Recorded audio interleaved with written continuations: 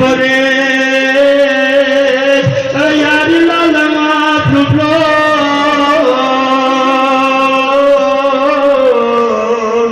آغزنی که بزره ببی سجا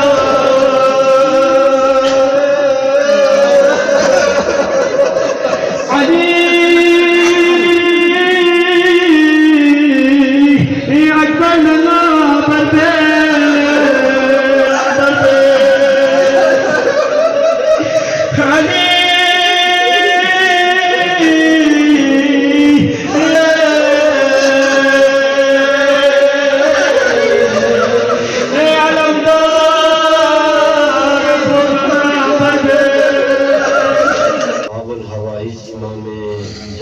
صادق علیہ السلام پروردگارہ بحق محمد و آل محمد عالم اسلام کو فتح و نصرت عطا فرما خدایا حوزہ علمیہ مقامات مقدسہ عتبات عالیہ مراجع اعظام مجتہدین کرام بالاخص ولی امر مسلمین جہاں حضرت آیت اللہ العظمیٰ امام خامنئی کو طول عمر عطا فرما ان کی قیادت و رہبری میں اسلام ناب محمدی کی خدمت کی توفیق عطا فرما سیرت امام جعفر صادق علیہ السلام پر عمل پیرا ہونے کی توفیق عطا فرما بانی مجلس کی توفیقات خیر میں اضافہ فرما جو بیمار ہے روز اول از بنائے تشیع جس کے بارے میں جو مختلف نظریات ہیں یہ تشیع کی بنیاد کب کہاں رکھی گئی زمان پیغمبر غدیر خم یا دیگر مختلف جو نظریات ہیں ان تمام کی محوریت میں مکتب تشیع کو یہ امتیاز حاصل ہے کہ اس مکتب کے اندر جو تعلیمات ہیں اس مکتب کے اندر جو فقہ کا نظام ہے علمی جو نظام ہے کلام کی جو نظریات ہیں یا دوسرے معنی میں انسانی زندگی سے ریلیٹڈ جتنے بھی شعبوں کے لیے مکتب حق تشیع کا نظام ہے وہ نظام الہی سے متصل ہے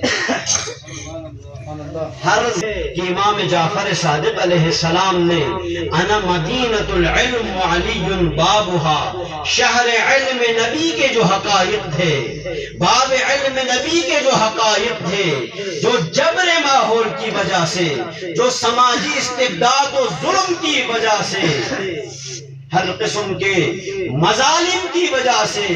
جسے منظم تعلیمی سسٹم کے طور پر دنیا میں متعارف کروانے کا امام کو موقع نہیں ملا تھا امام جعفر صادق علیہ السلام نے مکتب تشیع کے اس علمی ذخیرے کو فقہ امام جعفر صادق کے عنوان سے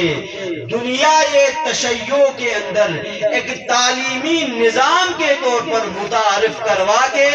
قیامت تک بقائے تشیع کا انتظام کیا